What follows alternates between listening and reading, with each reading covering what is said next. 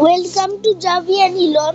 So আজকের ভিডিওতে আপনাদেরকে দেখাবো কিবোর্ডে ভয়েস টাইপ করতে গেলে no no permission to enable voice typing এটা যদি আসে কিভাবে সলভ করতে হয়। এখানে দেখেন সার্চ অ্যাপসে দেখেন এখানে সাইডে একটা অনেক শুকনা পাতলা আছে,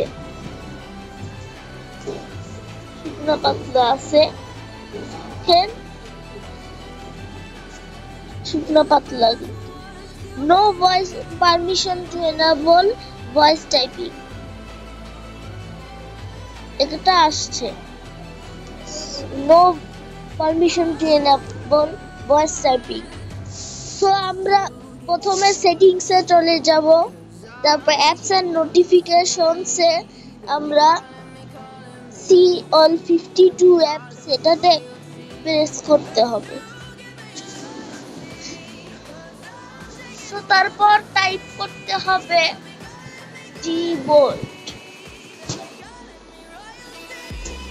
তারপর এখানে পারমিশনসে যেতে হবে। ওই ভয়েস টাইপিং এর পারমিশন মাইক্রোফোন, আর সেই মাইক্রোফোন এখানে permissions and media, permissions files and media only আছে।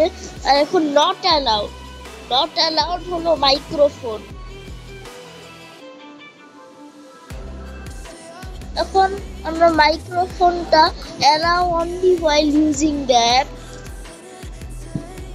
Allowed microphone. এখন দেখেন এখানে ওই কিছু না, আগে অনেক শুকনা পাতলা দেখাচ্ছিল এটা, আর এখন অনেক সুন্দর হয়ে গেছে।